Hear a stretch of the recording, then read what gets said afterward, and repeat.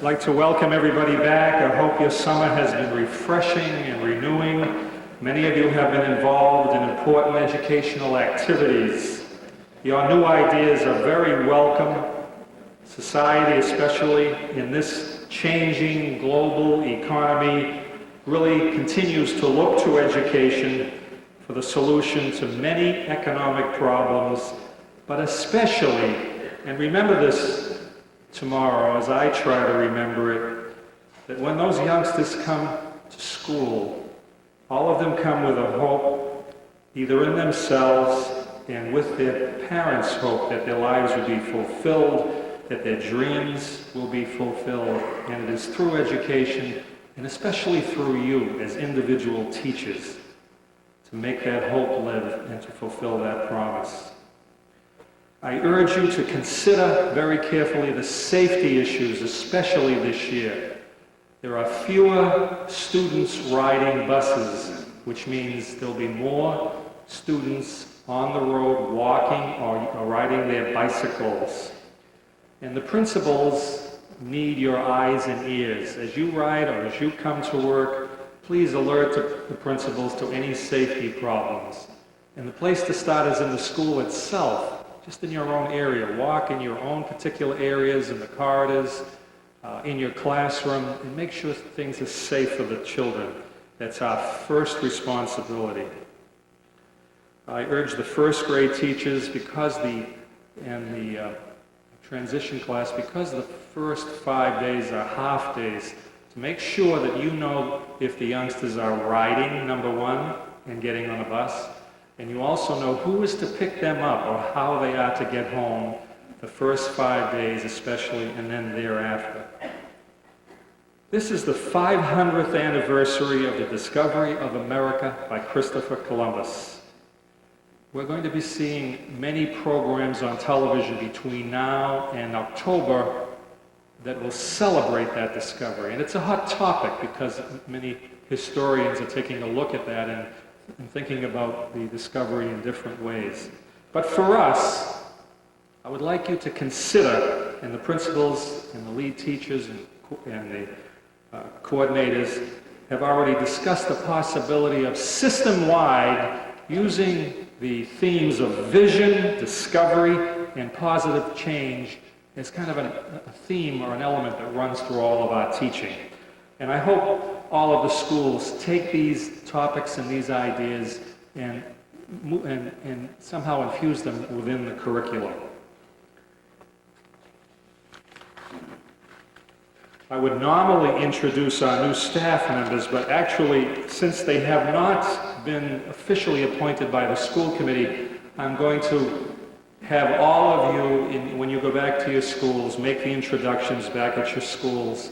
And I know that you will welcome them all, and maybe in a future occasion we can bring them forward to a larger assembly. The school committee, many teachers and citizens have been engaged in long-range planning since last winter through the spring. Now, long-range planning, even short-range planning, is not going to work unless the teachers take that plan and move that plan into the classroom. So all of the teachers have been invited to participate in long-range planning for the system. And there are already many teachers involved in long-range planning. The next meeting is September 28th, 7:30 p.m. in the high school lecture hall. And you're all cordially invited to become part of the long-range plan of the system.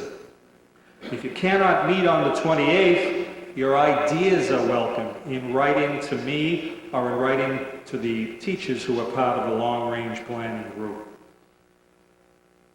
The leadership of the Wakefield Teachers Association, especially President Sharon Keller, have been working for all of you throughout the summer. Sharon Keller and I and the other officers have been meeting often regarding various issues.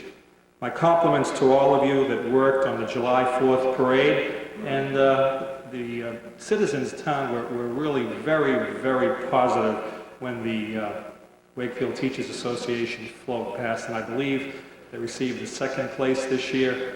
And each year they're moving up, and we expect a first place next year. And I think children are special interest is just a wonderful phrase to have seen through the streets in Wakefield. It was a great message and very well received by the community, and it is my sincere pleasure to introduce to you our special education teacher, and as I repeat, someone who has been working for you, all summer long in a very tireless way, President Sharon Keller.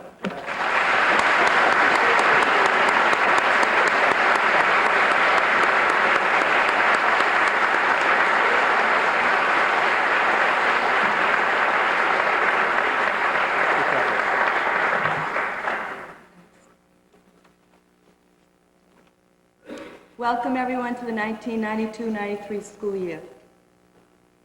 When people say the word teacher, frequently what comes to mind is a picture of an educator standing in front of a blackboard, a book in one hand, a piece of chalk in the other, and an apple on the desk. This, however, does not depict the teacher of the 90s. As a result of the pressures on today's families brought upon by a recession and increasing societal issues, teachers have been called upon to provide services which most of us never envisioned when we first entered the profession. There is an old adage which was strictly adhered to for many, many years. Don't air your dirty laundry in public. Fortunately, or unfortunately, that expression has become obsolete. From the preschooler to the college-bound senior, the students of the 90s share their most intimate, personal, and family problems with those whom they trust the most, us, the teachers, administrators, and paraprofessionals in the school system. Wakefield is no exception.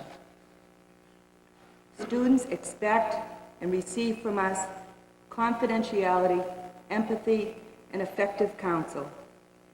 To teach in the 90s is the ultimate challenge. Wakefield should be so very proud of its teaching staff. The following situations which occurred during this past year are just a few examples which demonstrate the ever-expanding role of today's teacher in this society. Wakefield teachers help families who found themselves tragically affected by unemployment. Several adopted needy families and anonymously donated food and clothing. Teachers at the Franklin School helped establish a food pantry in the name of our former colleague, Kathleen Magalette, as an ongoing source of assistance.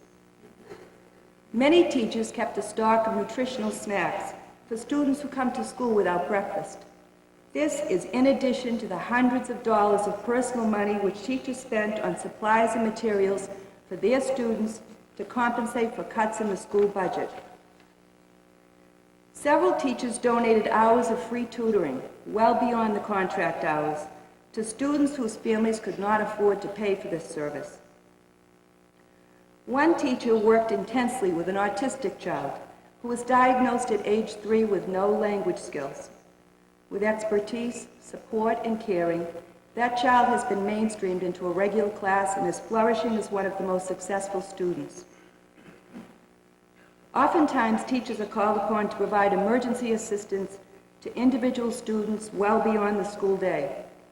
In the case of a student who was exhibiting self-abusive behavior, the teacher was his primary source of support, taking him out to lunch on the weekend and on the phone throughout the night, talking him out of a potentially critical situation. Another Wakefield teacher spent countless hours assisting a high school student in trying to find a place for her to live. She utilized her contacts with the Salvation Army to provide food and emergency help for the student. As always, fundraising efforts intensified during the Thanksgiving and Christmas holidays.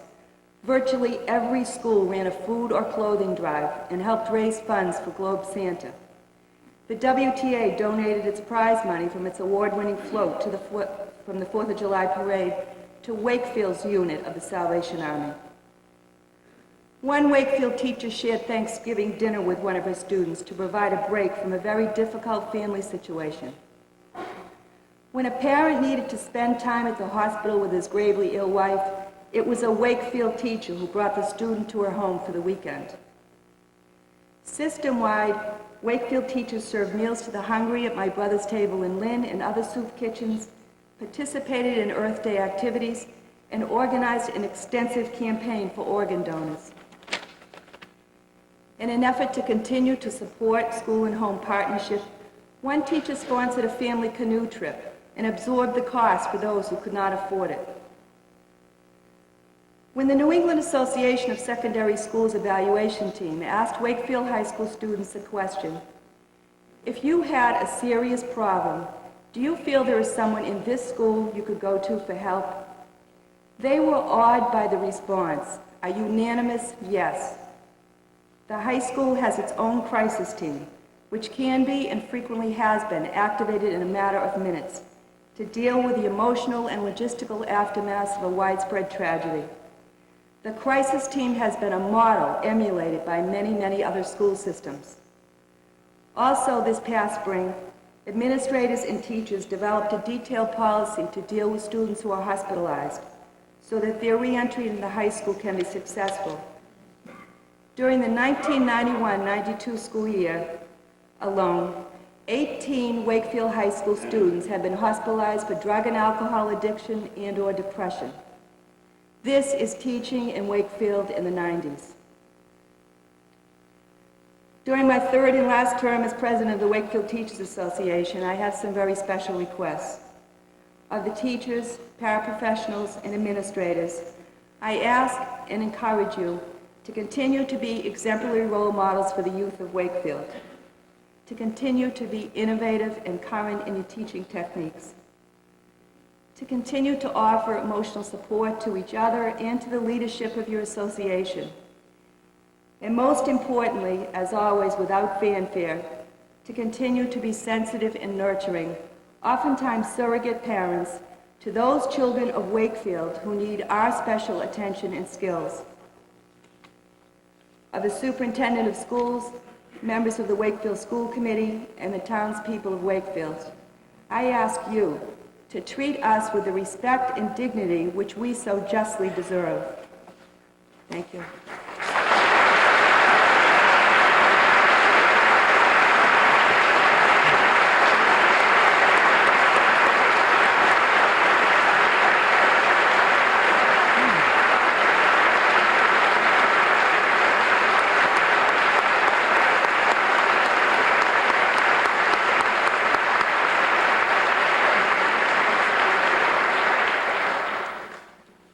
Thank you very much, Sharon. Those were very, very poignant remarks. And Chairman of the School Committee, Bill Chetwin, and I were speaking at breakfast this morning about what a great professional staff we do have, and the messages that Sharon uttered this morning about all of the great work that teachers do that goes unnoticed. I would ask you, we've been trying to insert into the paper from time to time, even throughout the summer, all of the great works that are accomplished by teachers with youngsters and in their own lives in becoming professionals. Many of you have done things this summer that we'll never know about unless it comes to us. Teachers are generally modest. They didn't go into this profession for fanfare, but we need that information so that the public will understand what a great job that you do and how you train yourselves to do the job that needs to be done. So please get that information to your principals and to me, and we'll ensure that that gets into the newspapers and onto the television so that people do understand what a wonderful job that you do. I'd like to introduce to you now the chairman of the school committee, who's extremely dedicated to bringing people together, to do so because problems have to be solved, and to do so because we have to develop strong educational programs. He himself is a graduate of Wakefield High School. He has had 4 children move through the schools and graduate, and has just seen his daughter off to college. He is committed to education and committed to Wakefield and really committed to the teachers. He's a man of great faith and an inspiration to me I'd like to introduce to you the chairman of the school committee, William Chetwynd.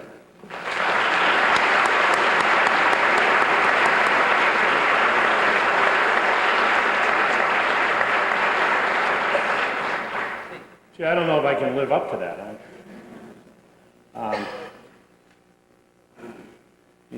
Just as a comment, Sharon, on your talk, first of all, it was a wonderful talk, but I am personally, and I mean this sincerely, I am personally committed to working with each and every one of you to move us forward.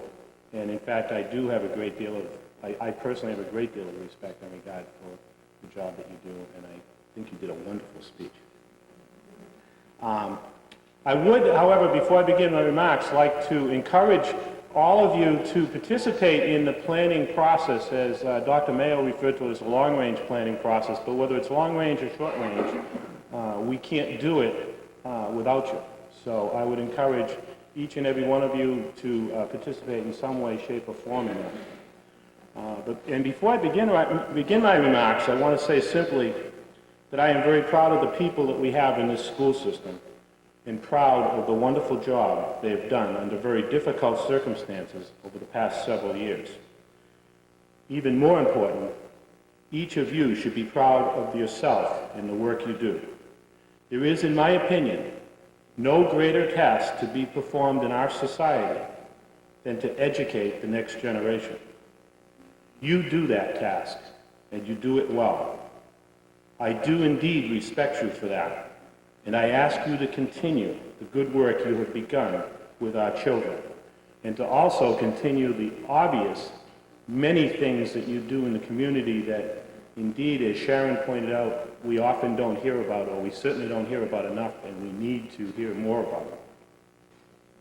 My fervent prayer is that we together can continue to move this system forward to the benefit of our children, our community, and our society as a whole. As you embark on another year, I feel somewhat inadequate to speak to you about how you should do your best, or how you should teach each child as if they were your own, or any of those types of things. I am not a professional educator.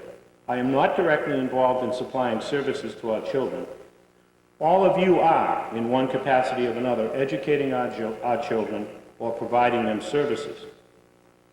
I will, therefore, leave you with only 3 thoughts this morning. First, never lose your ability to laugh. Second, always believe in yourself. And third, be successful. Of all the things we do in this world, it's when we laugh that we maintain true perspective.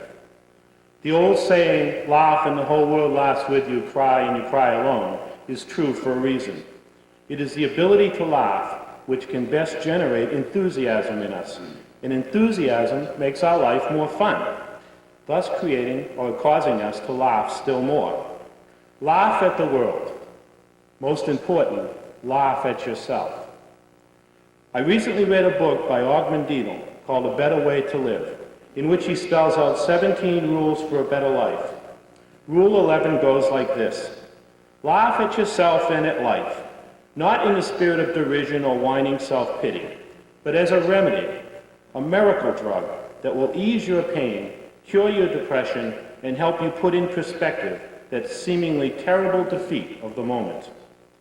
Banish tension and concern and worry with laughter, thus freeing your minds to think clearly toward the solution that is certain to come. Never take yourself too seriously. I once had a manager that I worked for that told me that, and when I finally started following that advice, I found out my life was a lot clearer, and my decisions were a lot easier to make. Believe in yourself. This is the only way you'll be able to reach your dreams and become all that you can be. It is also the only way you can teach others to be the best they can be. I truly believe that there is in each and every one of you a seed of greatness, which when brought to fruition will make your life one you will look back proudly on. Do not deprive yourself of the ability to be proud of your accomplishments. Believe and achieve. Belief in yourself will allow you to change when change becomes necessary. It will allow you to overcome the fears which life often sets in front of you. It will make you feel better in your dealings with others and will help them believe in you also. It will make you a more caring and sharing individual, and you will no longer fear being taken advantage of.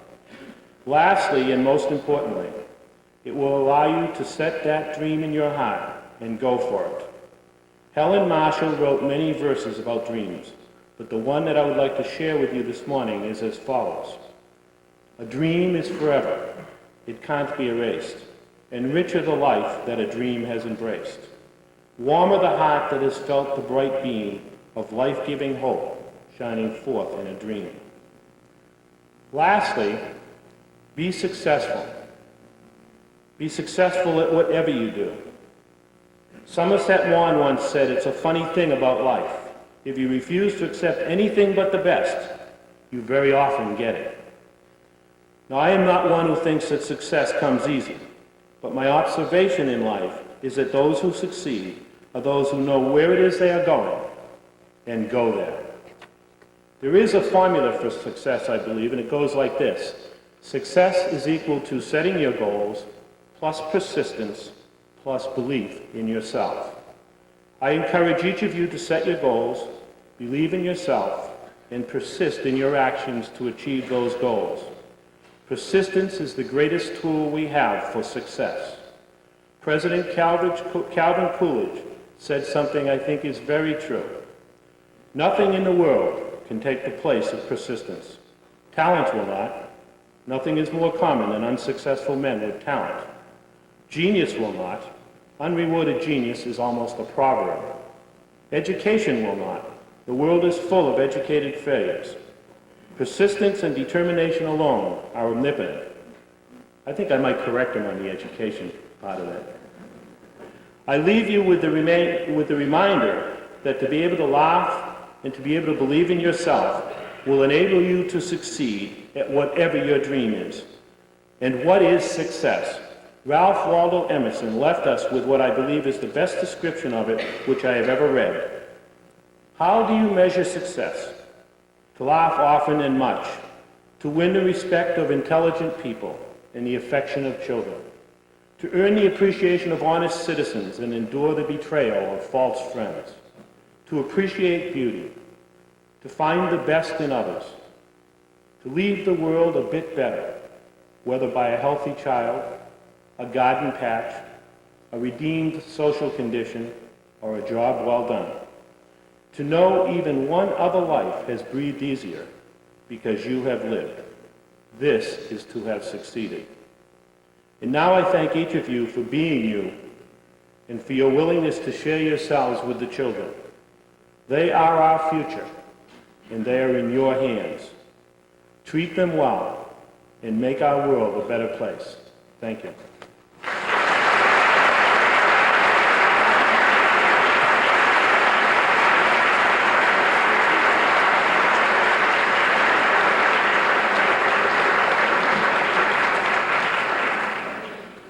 Thank you very much, Mr. Chetman, for those inspirational remarks. Tom Cottle is not here for some reason, so perhaps during our workshops we might have Tom Cottle. Last night, or maybe it wasn't last night, maybe it was this weekend, on PBS, you may have seen Roger Mudd's program on schooling in America. And while sometimes programs on television tend to be simplistic, it was probably a 2-hour program, and I believe it was repeated. I believe I saw it last year. However, it was worthwhile in that PBS did bring us into school classrooms across the country and talk to real teachers. And I know teachers appreciate hearing from real teachers about what works in the classroom. And in the classrooms across the country, the focus on successful classrooms and successful schools, the focus was on, number one, a strong belief, now we're talking about successful classrooms, successful teaching, a strong belief, a real gut belief that all children can learn. All children can learn. This is not a new philosophy of education, to be sure. And it's part of the long-range plan. It's part of the vision of the long-range planning group. Two, and this relates to what Mr. Chetwin and what Sharon Keller had to say. We as teachers, before kids can learn, before they can learn well, we have to make them feel good about themselves. There was a long segment about youngsters who really did not feel good about themselves until they got to school, until the teachers showed them how much they cared about them, until the teachers began to motivate them. So motivation was a very important aspect. The third one, and I'm giving you the conclusions of this program, the third one had to do with empowering teachers and principals. And the fact is that no one knows better than you, the teacher in the classroom, what's going to work in the classroom. There isn't anybody from above, anybody in the bureaucratic chain that knows better than you do. So the third was the fact that teachers have to be empowered, and that the public, the administration, even school committees have to listen to what teachers are saying about what has to be done in the classroom. And the last one, which Roger Mudd said, which the teachers did not say publicly, is that in order for good things to happen in American education, teachers have to be respected. This is his concluding remarks, and very telling and very appropriate for today. I wish you all a very, very successful year. I'd like to thank Dr. Chet Lee and all the administrators who worked throughout the summer so that almost everything is in place. And I urge you again, if there's something you need, please let us know. Have a wonderful year as you go back to your buildings mostly for your 10:30 meetings. Thank you all very, very much.